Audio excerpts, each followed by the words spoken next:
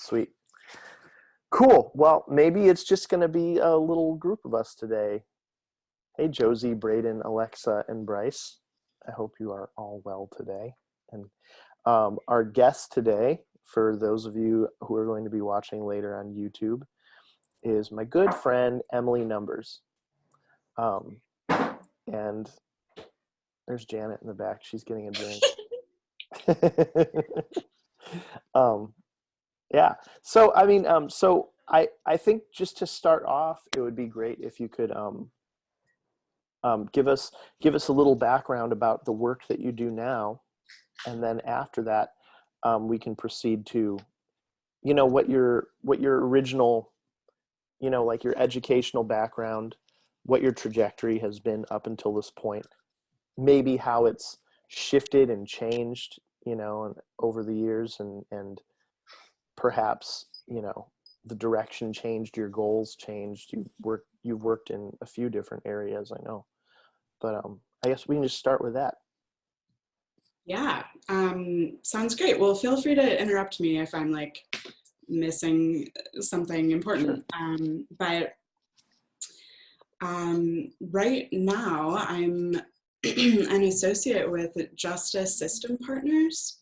So JSP is a small nonprofit research and consulting agency that works on criminal justice reform. So we partner with state and local governments to implement reform in the criminal justice system in a number of different areas, from prosecutorial reform to pre-trial justice, working on reducing the number of people who end up in our jail system. We also work with state and local governments on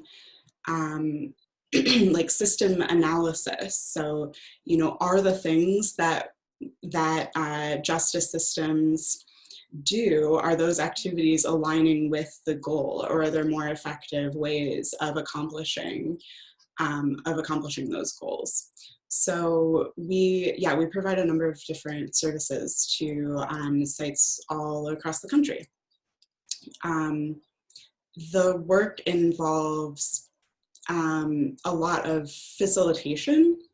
So often what we're doing is bringing different stakeholders together and facilitating dialogue among those stakeholders, in working towards a shared vision and a common goal. So the things that are important in the role are, the ability to plan and facilitate that dialogue. So it doesn't mean necessarily, being the focus of the conversation, but asking the right questions to lead those individuals in the group to a potential solution around a particular initiative. So when you say stakeholders, like who are you referring to? Like, what are examples of stakeholders? So it might be, in the criminal justice system, that might include leaders and decision makers. So potentially like elected officials, county commissioners, mayors, potentially. It could include attorneys and prosecutors. It could include, we try to include justice involved individuals, so people with lived experience going through the justice system in dialogue as much as possible. Sometimes it's corrections officers or probation officers, people doing the kind of boots on the ground work in the justice system. So again, bringing varied perspectives together, facilitating that dialogue, engaging a variety of viewpoints to reach a shared goal. Cool. Do Now, does that ever include higher ups that in like the corporate private prison system as well? So I should say this is a fairly new position for me. I've only been with JSP for 5 months almost. We don't currently work with with any partners in the private system. But the work we do is kind of in tune with the general atmosphere around the prison system. So we're like closely following news related to the private, corrections industry. Yeah. But not currently working on any projects with those individuals. Yeah. Or like leaders. Yeah. And I can imagine like some of those conversations. Well, I mean, some of those conversations could tend to be pretty adversarial sometimes. I mean, I would imagine. Yeah, so this really came, I don't know if I should like backpedal and give you like the trajectory Yeah, sure. first, but like one of the like important skills, I guess, that I've learned or that I practice in the job is navigating differing viewpoints. It's actually something that I cultivated in my previous job. And being able to kind of maintain a neutral standpoint about a challenging issue, that I might feel really strongly about, but maintaining a certain level of neutrality in order to to have that transparent and honest dialogue. Kind of starting with listening to why that particular stakeholder, whether it's a person invested in the private industry or an elected official, why they have a certain viewpoint, understanding that why before kind of, coming at it with my own opinion, because that really shapes the strategy around how to find common ground so that we can work towards an improvement, or how to strategize in order to kind of mitigate that risk to the project or the initiative. But it's like a chess game. It is kind of like a chess game. Yeah. Yeah. Well, so should I go back? Should I Sure. Yeah, absolutely. Start at the beginning? Okay. Yeah. So, career trajectory has been like a little bit meandering, but should I start with like my educational background? Let's do that, because I think it's really valuable when we delve into that, because it's just kind of every single conversation that I've had, it just like really hits the point that like a career does not happen in a vertical linear path, I mean, pretty much most people in most industries, and especially people of our generation, and for certain people that are in the generation of the people that are watching this, like Gen Z, like we change career trajectories and we change jobs more often than any generation before us. And that's partially due to that's partially due to the nature of our generations, and that's partially due to the nature of the freelance gig economy that we live in, that it just changes the dynamic of jobs, and so like career path, instead of going like this, it usually goes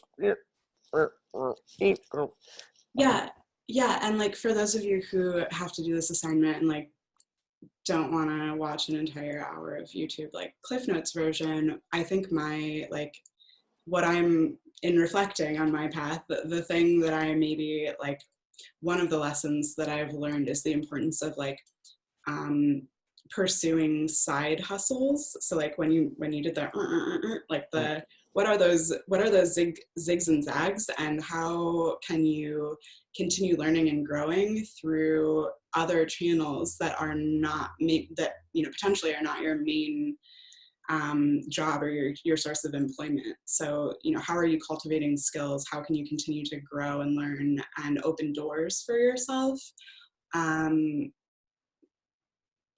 through other avenues that maybe are not your primary employment. I guess that's a thing that I've done and that I've learned. But all right, and we can expand upon that too, I mean, because I know that you have some side hustles worth talking about, like other things that you're involved in. Yeah. Yeah. Well, you tell me what, I'll start at the beginning and you tell me. Yeah, start at the beginning and then you tell me what's. This is just free form. We'll just see where it goes. But yeah, go for it. Start at the. All right. Well, so I went to the University of Toledo. But before that, Lucas, I don't know if you know this about me, but I actually applied to art schools, was really interested in art all throughout high school and was considering careers in the arts, applied, got into some art schools, but ultimately, like largely because of like the voices of adults in my life, my family, I ended up going to UT because I got a scholarship, and like I just I guess I'm kind of like a practical person. Security is like really important to me, being able to take care of myself, and so I ultimately made the choice to go to UT because it was economical. You're not originally from Toledo, right? No, I'm from Ohio. I'm from Northeast Ohio, Macedonia, so small suburb outside of Cleveland. And yeah, UT was actually the only school I applied to in the state, and kind of I had my eyes set on bigger cities, Boston or Chicago. Ended up at UT, made the economical choice. Couldn't see taking out a lot of loans without like a really clear path.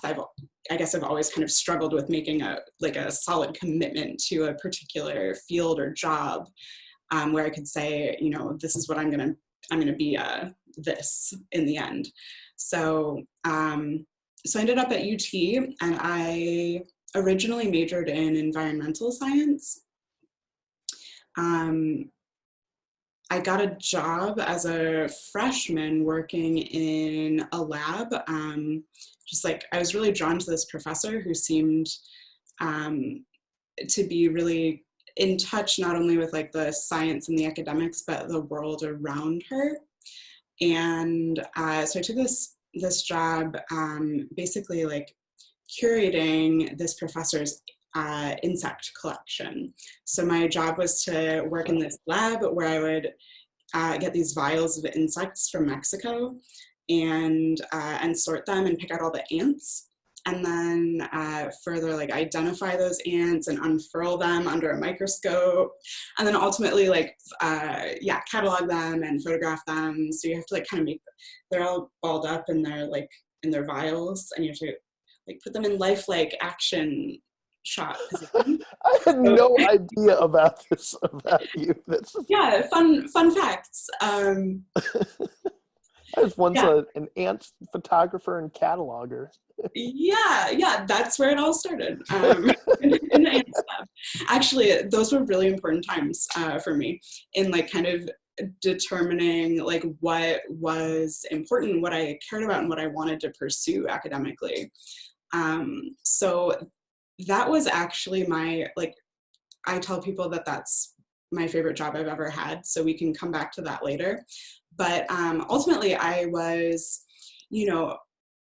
as a freshman in college, I really loved that work, but I was kind of drawn to the societal aspect of things. So I cared a lot about environmental justice, and that's why I went into that major. But I wanted to know more about the systems that governed how people were interacting with the environment, how we interact with each other in the world around us, and like the impact of those systems on the natural world. So I was maybe doing a little bit of soul searching and found a major at UT called Law and Social Thought. And so I ended up switching because Law and Social Thought is an interdisciplinary major that incorporates political science and philosophy and sociology, and is really kind of concerned with critical thinking and asking important questions. So those things appealed to me. I switched my major. Didn't really have a game plan, but knew that the questions that that program asked of students were important to me. So that critical approach to the world around me was what I was really looking for. So switched my major, and then at some point, I think in my junior year, I ended up taking a class that was taught inside of a prison. So that it's through the Inside Out program, which is a international program where university students take a class alongside incarcerated individuals inside of a prison. The class itself was on persuasive writing, but taught inside a prison. So I had incarcerated classmates, and it's not like a tutoring thing. It's not like UT students doing community service. It's not teaching. They're your classmates. Inmates. What? They're just your classmates. Yeah, exactly. They're your peers. And that approach was really important to me, and it was just a really kind of like, it was one of those pivotal moments where I hadn't previously known a lot about the prison system. But once I kind of physically stepped inside of it and met those classmates, I realized, that the entire carceral system is really built to exist outside of the purview of the everyday American, so they're tucked away in spots that you don't necessarily drive by all the time. And, the people inside are extremely limited in their ability to connect with the outside world. So, that was really gripping to me, the idea that there's this whole issue that exists kind of like swept away, locked away from our everyday experience. And right under our noses.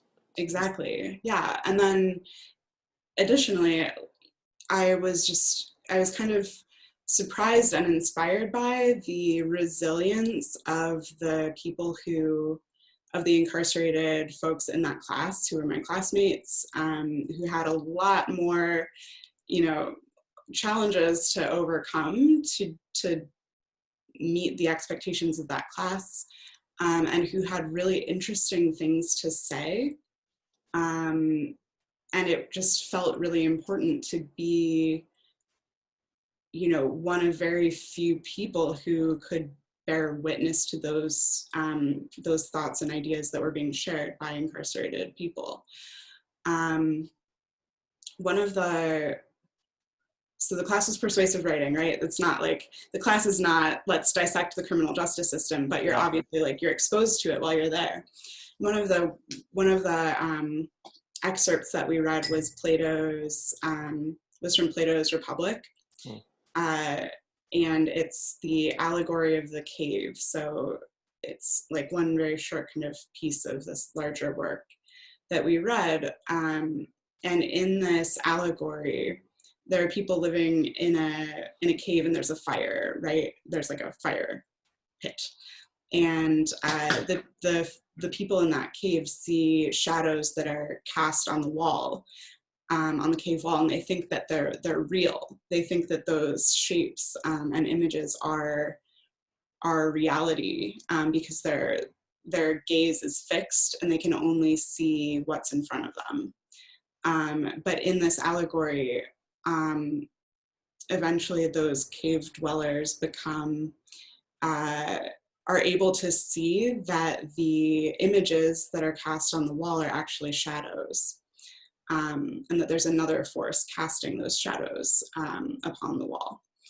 And so it's kind of about how once your vision has been corrected, once you've like come to see a more complete version of reality, what is your obligation to act? You know, what obligation do you have to adjust your goals, your trajectory, given this new information that you've learned?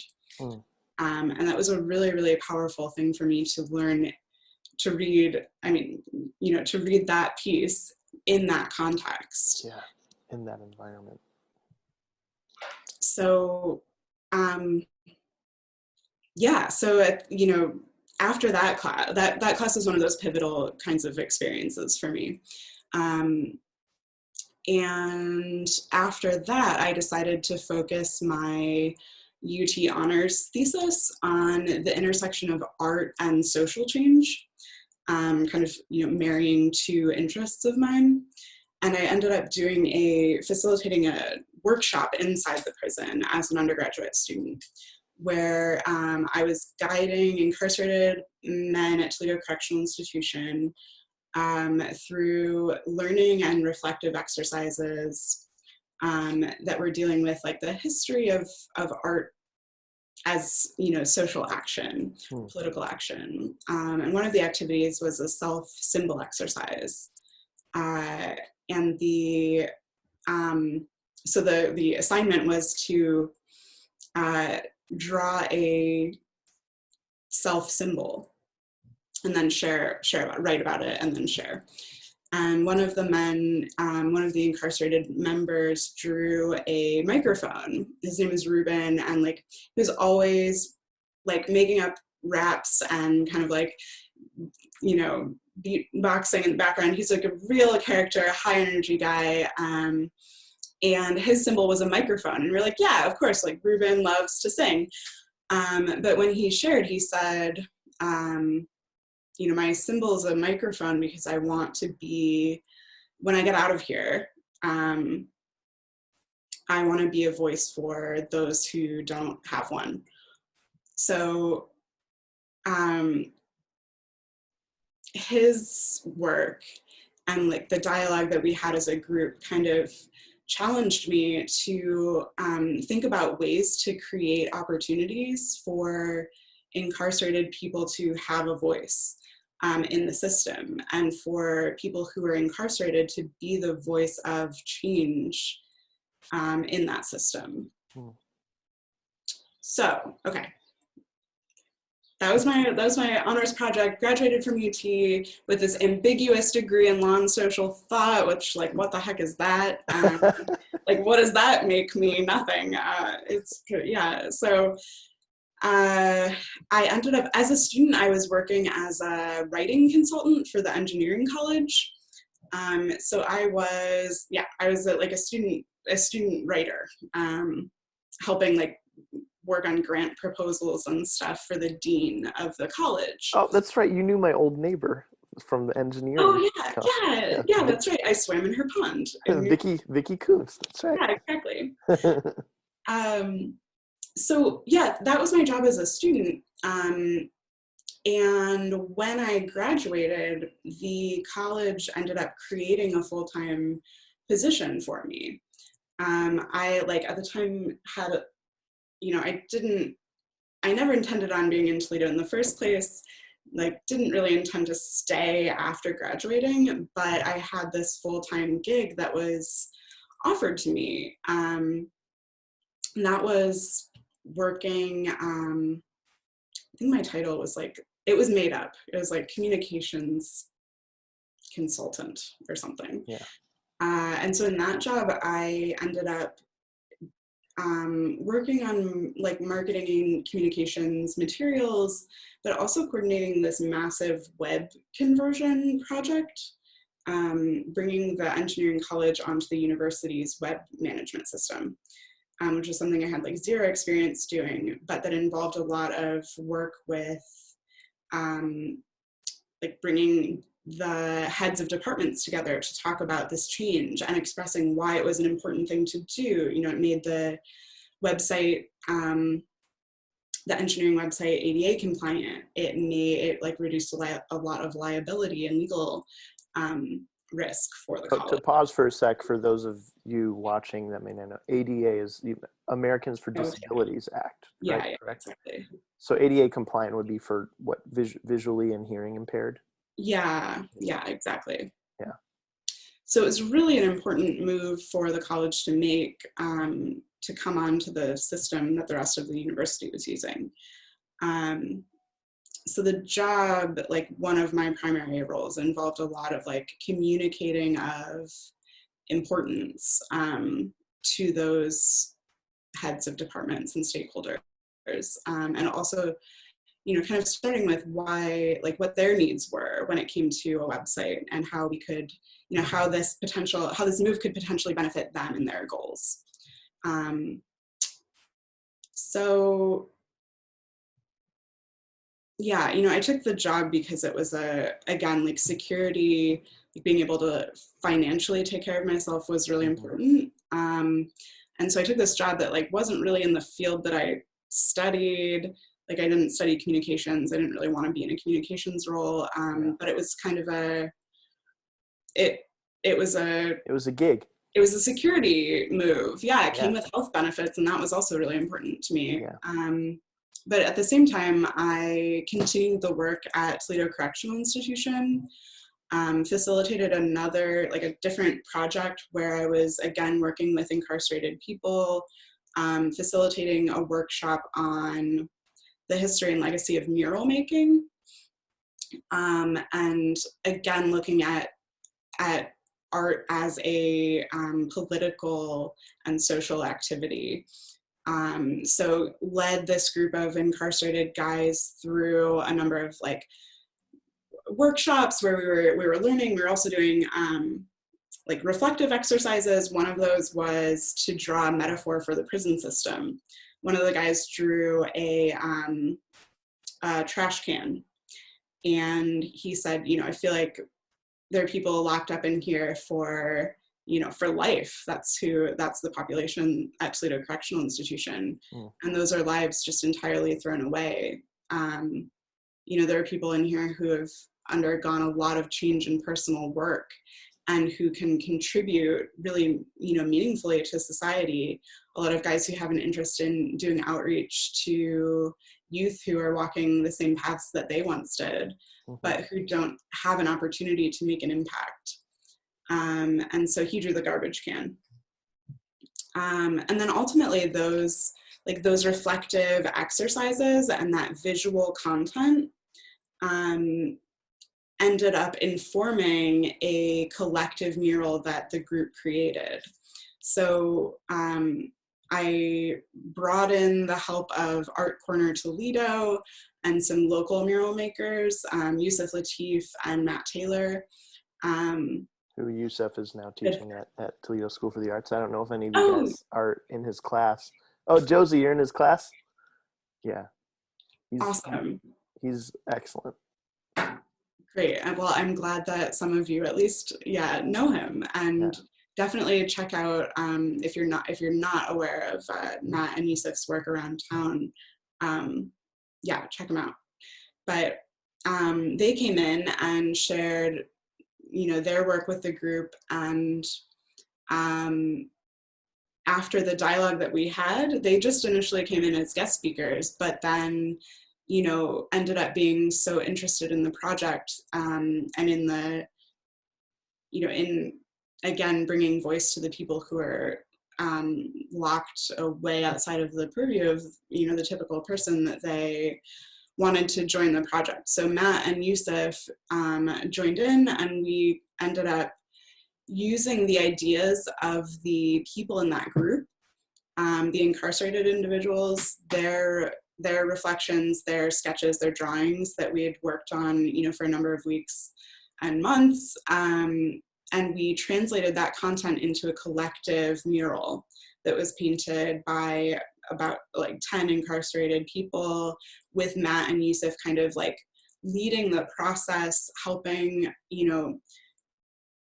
translate an image and a concept into a collective experience. And so then that project was ultimately hung in One Government Center downtown. So, that's where the offices of our mayor and our county commissioners are located, and city council meetings are held. And so this work still there? No. So it was there for a number of months, and then it was hung in Toledo Municipal Court, and then it was hung in Columbus in Rhodes Tower, which is another like government building where a lot of meetings of elected officials take place. And so it was a goal of the project to have the voices of the incarcerated participants represented in public spaces and in spaces where important decisions were being made. Okay, I've been rambling on for a really long time. Where am I going with this? Okay, moral of the story here is, had my job at UT engineering, but was pursuing this side hustle that really fulfilled a lot of my own desires to use art and creativity as a mechanism for social change, which became important then when I, people knew that I was doing that work. It was in a public space. And a friend ended up reaching out to me about a job working on Lucas County's initiative to reduce the jail population through a number of different strategies, which is maybe more in line with like what I studied. So I ended up applying for that job, and the work that I had done in the prison was relevant, was important, and kind of demonstrated that that I could employ creative problem solving to get a major project done, that I could work effectively with stakeholders. Like, it's not easy to paint a mural in a prison. It involves like getting the prison warden to sign off, and like working with weird rules. Like for some reason, there are a lot of arbitrary rules in the justice system. All the way down to like allowed art supplies. Yeah. So we ended up painting this mural on like a series of a grid of 2-foot canvases assembled like a puzzle, to create a 6-foot wide by 14-foot tall mural. And was that a requirement that they had to be painted on these small things? Yeah, because like I was like, hey, I want to facilitate this workshop, want to paint a mural, and with the guys in here. And they were like, all right, well, here's our list of allowed supplies. And it included 24 2-foot canvases. And I asked, like, can I bring in, sheets of plywood? Can I bring in plexiglass? Can I bring in, like a sheet of canvas? And it was like, nope, not on the list. So I said, all right, we'll work with what's on the list. And I think, in like a weird way that was translated in my interviews for this next position, that ability to problem solve and like work within an institution's rules and frameworks to accomplish a bigger goal was a desirable skill that I had. So I ended up getting that job. And now, what was the entity that you were working for? So it was Lucas County's Criminal Justice Coordinating Council. Gotcha. And the project was a grant-funded initiative. It was a MacArthur Safety and Justice Challenge grant to reduce the local jail population. So there are 2.2 million people nationwide incarcerated in either jails or prisons. Prisons are federal, jails are at the local level. So the idea is that we can create change, we can really impact the justice system and mass incarceration, the legacy of racism that informs the current carceral system by through local initiatives. So the project I was working on was to work on certain reforms in the probation system. In addition to the 2.2 million people that are in jails and prisons, there are 4.5 million people nationwide on some form of supervision, which could mean like electronic monitoring, like house arrest, like an ankle bracelet, or probation or parole. And what happens is that people are given arbitrary rules to follow when they're on those forms of supervision, and breaking those rules can land them back in prison or jail. So it's something that may not necessarily, be an offense that would by law require a jail or prison incarceration, but because they're on supervision, there's sort of like the discretionary ability to put that person back in jail. And so people describe it as a revolving door. Once you're on supervision, it's hard to kind of escape the jail system.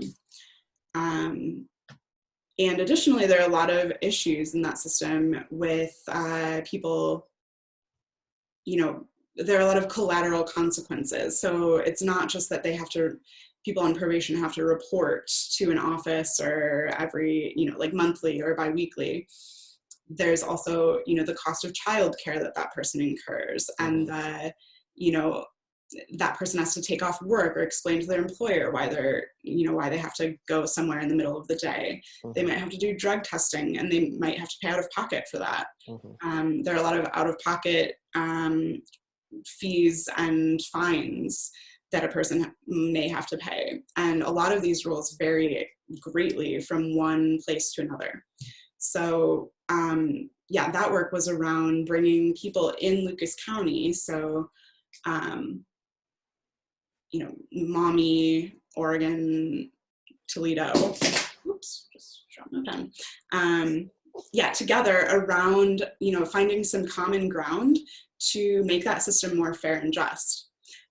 So again, I kind of found myself in this role where I was having dialogue with a lot of different people in different positions of power, with different authority. And my role was really kind of facilitating that dialogue, and finding creative ways, like the chess game you mentioned earlier, finding creative ways to make it matter to them. So for me personally, it mattered because I couldn't look away from the extreme injustices that were present in the criminal justice system.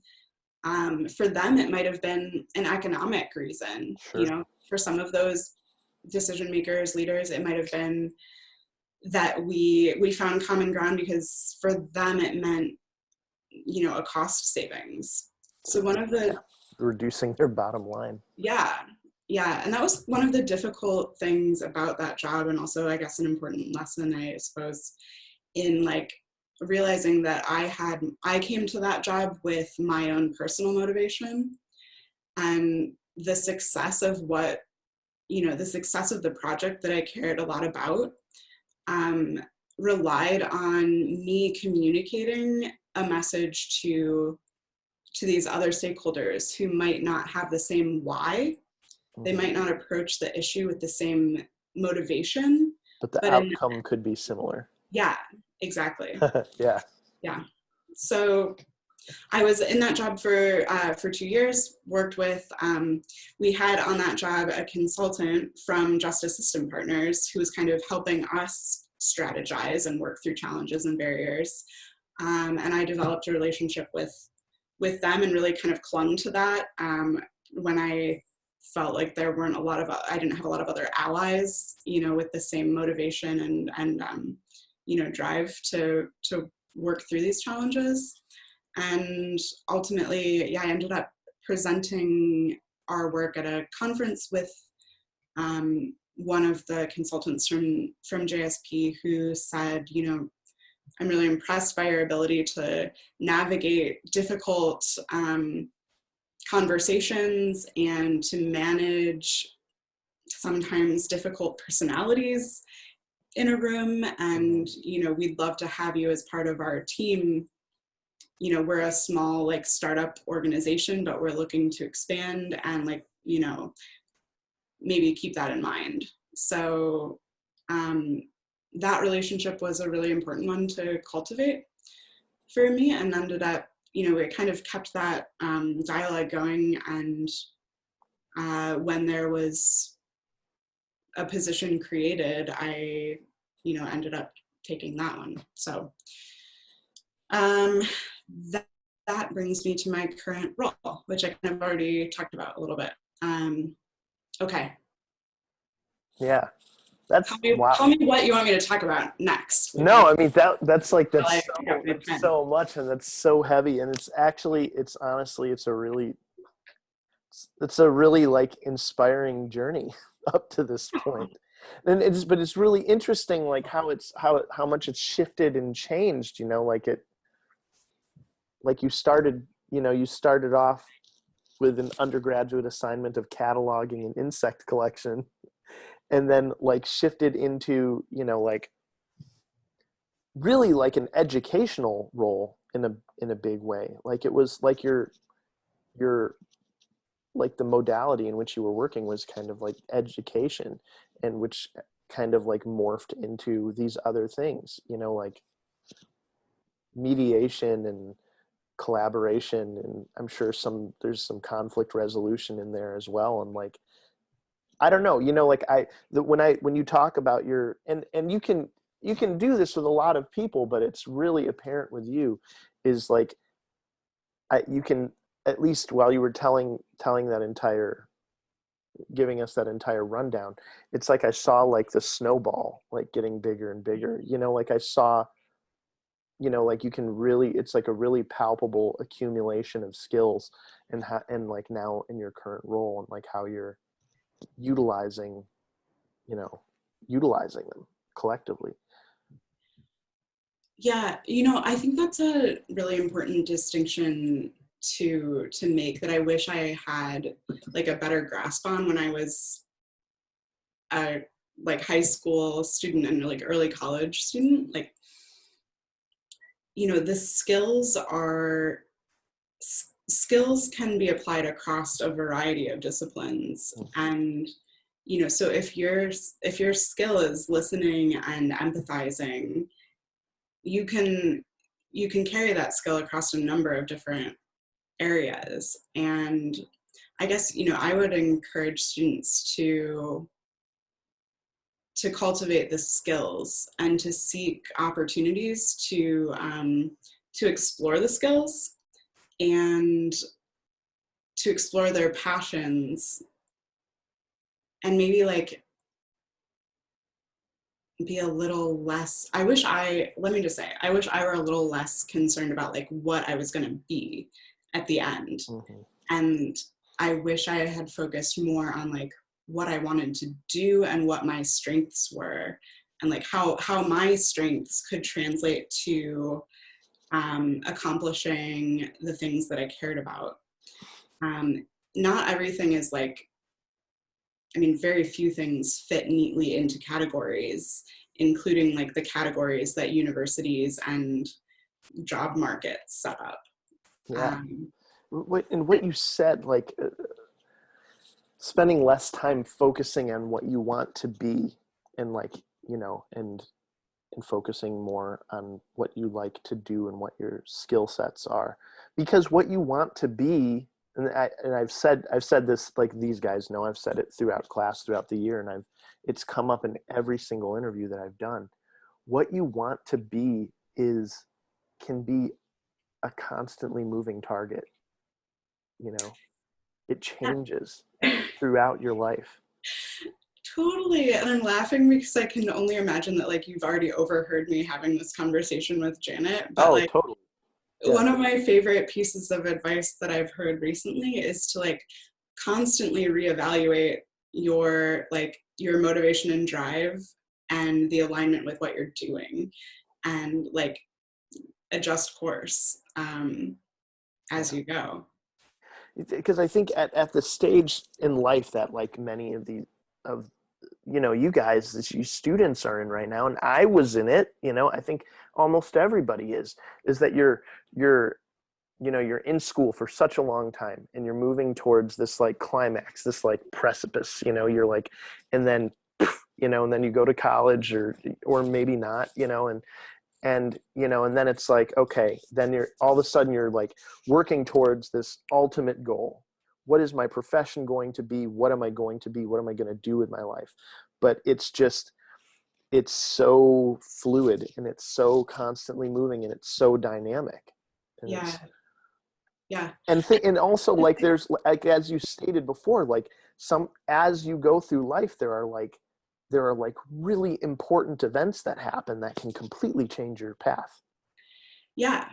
Yeah, totally. And like I would encourage you guys to really embrace those and dig in. And sometimes it means like taking a job that may not be like, not every job is going to be like the perfect job or the thing that you thought you would be doing when you graduated.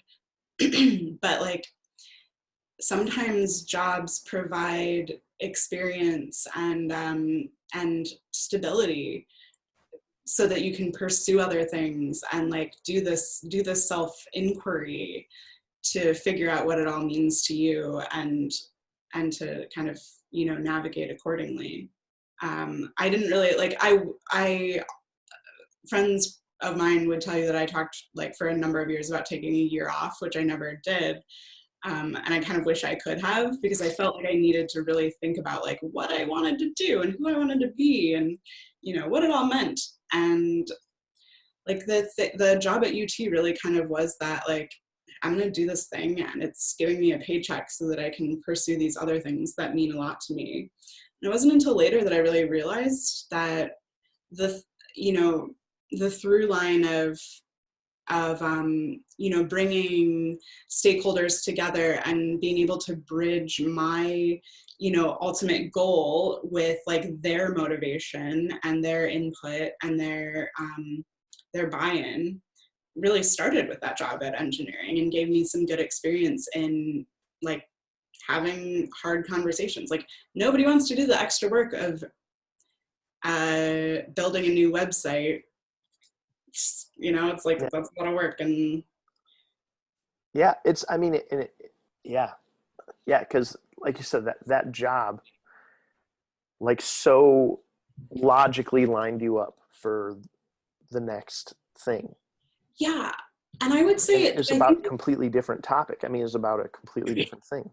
and I think this is where you guys, whoever is watching, like creative people, TSA students, where like have hope, because as creative people,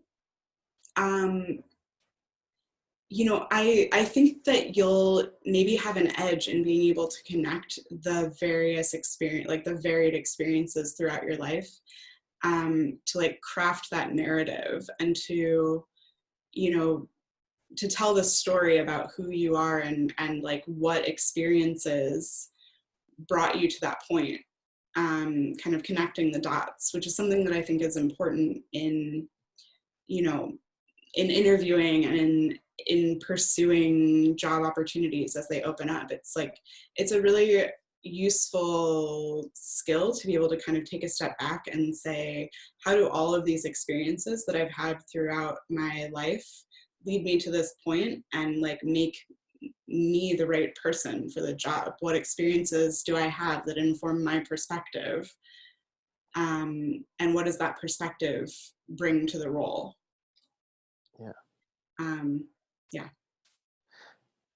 Yeah. And I was just wondering if you could, and we can probably like close with this pretty soon after, if you had any insight to share about, um, I mean, everybody's kind of talked about this to a certain extent, but like any advice about like the the interview process, internships perhaps, and like just generally like networking and maintaining professional connections, and Mhm. how maybe how that has affected, how that has factored into your journey, and any pieces of wisdom you've learned along the way. Okay, so internships and experiences, interviewing. Um, I so yeah, one piece of advice I guess would be like pursue the things that motivate you, and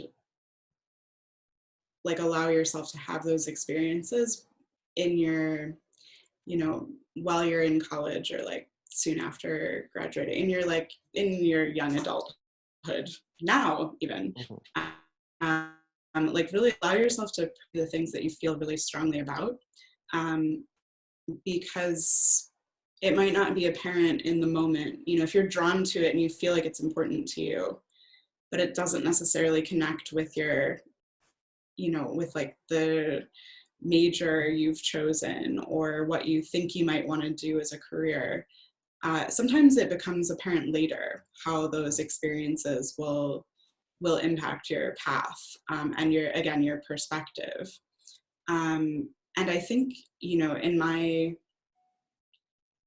experience, like, that was what I was doing with the prison mural project. And um, I think in the end, the sort of unique perspective that I brought, was what set me apart in that job interview. Um, I was maybe up against other applicants who had pretty standard, like,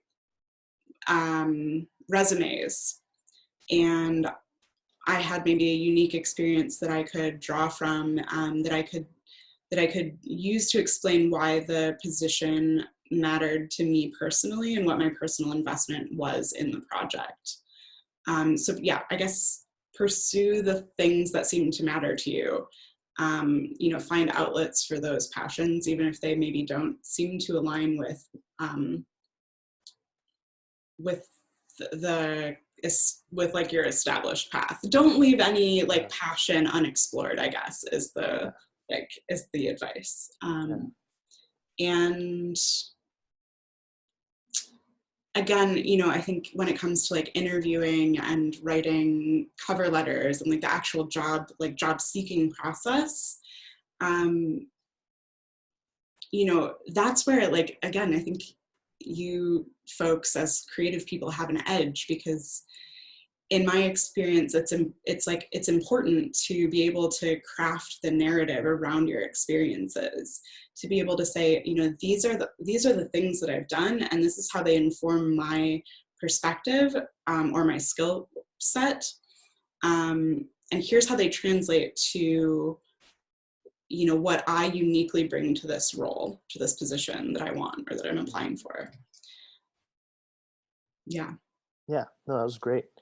Um, and also, if there's anything that you have, any like things you picked up along the way, or any wisdom to impart about, like networking and maintaining professional connections, and how, perhaps, like there are professional connections that you you don't necessarily in the moment think are going to be relevant later, but sometimes they end up being extremely relevant later in ways that you don't expect. Um, and if you had any experiences like that, especially in a town like Toledo, which is a small town. Yeah. So I am like a bad example in the networking world. Like, don't take networking advice. It's kind of like a term that I know it's important, but it kind of rubs me the wrong Mm. way. Like I That kind of, sounds very inorganic, you know. what? It sounds very inorganic, just Yeah, the way yeah. that a lot of people talk about it. Um, yeah, like I don't like approaching relationships with the initial goal of like getting something out of it. Mhm. Um, and that to me is like what I think of when I think of Well, no, but I networking. mean, I think maybe But that's the important point, you know, is that perhaps that's the more effective way to cultivate relationships that are ultimately helpful. is You by know, not yeah, but doing that. yeah, well, that's sometimes, you know, that sometimes like I think that's I mean that's been my experience in a lot of ways is that like you know like you reap what you sow, you know, like you if you pursue relationships like honestly and altruistically, um, then oftentimes you end up reaping a lot of benefits from that, even though that reaping benefits is not the main goal of the relationship in the first place. Yeah, yeah. I guess, I would say that like I really strongly believe in relationship building. Um, and that relationship building has been key to like I got like UT created a full-time position for me because I maintained positive relationships with the people I was interacting with. And I got the sort of inside scoop about this job I otherwise probably wouldn't have known anything about with Lucas County because of the relationships that I built with the community in doing this public art project, and like maintaining those relationships. That definitely like gave me an edge in, um, in that application process. And then in working with justice system partners in my previous role with Lucas County, interacting with the folks at JSP and like, demonstrating to them my competencies and continuing a relationship even when like at times I had to kind of fight for like why it was important to keep that relationship going. Mm-hmm. Ended up paying off for me with my current, in my current role. Which was also one that was created kind of around, I guess, maybe that's a lesson, is that like relationship building can sometimes lead to opportunities that aren't just like readily available and on the table. I guess that's kind of been the case in a lot of my experiences, that like the relationships really have led to the development of a role, or like I've been able to express the importance of a particular role, to the those people that I have relationships with that ended up in the creation, in a position being created. Sometimes like it's not what you think you're.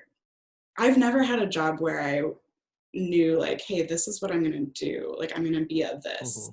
Like here, like let me enter my search terms in LinkedIn or like whatever sites. Like I was not searching for policy coordinator positions. Yeah, But like the relationships that I had and the experience that I brought to the table kind of like led me to that. yeah, that's great. I want to open it. I know there's only a few of you guys. Do any of you guys have any questions before we depart?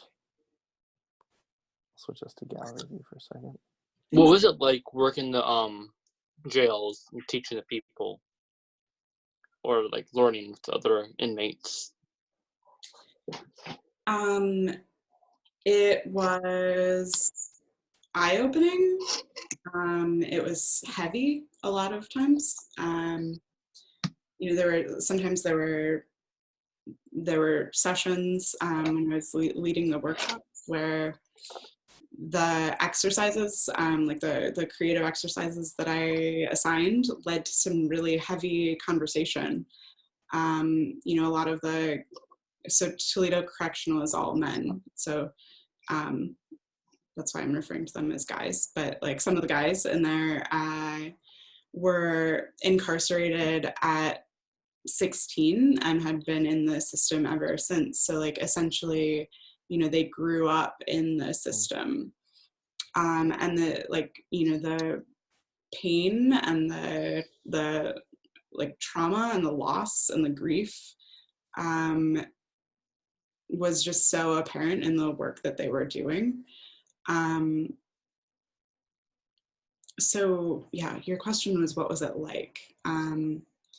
It was hard a lot of the time, you know, and like the challenge, but I guess what was motivating was like, how can we turn this, you know, these voices, like what is the chess move? What's the creative way to like take all of this content, like this emotional content, intellectual content from this population? How can we take that and collectively turn it into you know, something productive, something that leads to an interrogation of the system? So it was challenging. It was also really rewarding. We had a like, because obviously like the people who worked on the project for the most part were not able to be present for a public unveiling. It was installed in the governance center. We had a kind of like unveiling inside the prison with like a small number of community folks who came in and everyone who worked on it, and the folks, the incarcerated participants shared what that experience was like for them. And like the goal of the project was not to be therapeutic, you know, it was more about like social and political action through creative collaboration. But almost every member of this group talked about what it meant to them personally to have not only a creative outlet, but like the space in a system that really, you know, normally values like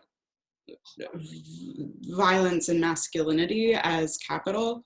Like what it meant to them to have a space where like dialogue and intellectual thought and emotional, you know, sharing, creative space was the shared value. Yeah. That's a great answer. Thank you. Anybody else? No? All right. That's cool. Well, I mean, we covered a lot of ground, and I just, wait, let me get back, and I'm doing like a little speaker view thing here, and I want to, hold on. All right. Well, anyway, I just really want to thank you for doing this, and it was really, really fantastic, and you've had a really inspiring journey. I mean, I'm like looking forward to talking to you more about it just in our conversations. I learned a lot of things about you today that I didn't know before. Learned that I photographed ants under the microscopes. Yeah. Which really was probably my favorite job that I've ever had, because it was so like detail oriented. And if you guys Google like close up of ant faces, they look like little dogs. They each have like, every species of ant is so unique. They either look like aliens or like little dogs. So anyway, yeah.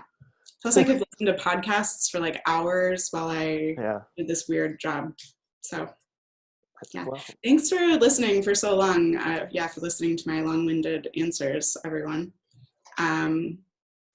Hang in there. It's hard work to like figure out what you want to do, and I am definitely still figuring it out.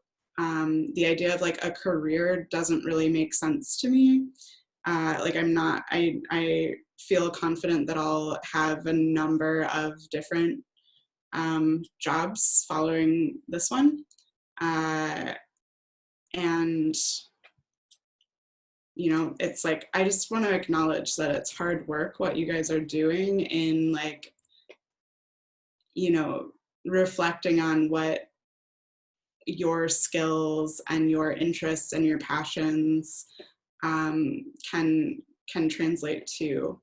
Like, it's hard work that you're doing, and keep on doing it, and keep on doing it even after you have the job, you know, like, keep asking yourself why it matters to you and like what else matters to you, and hang in there. Yeah. Well, those are great final words. I think that's a great place to leave off.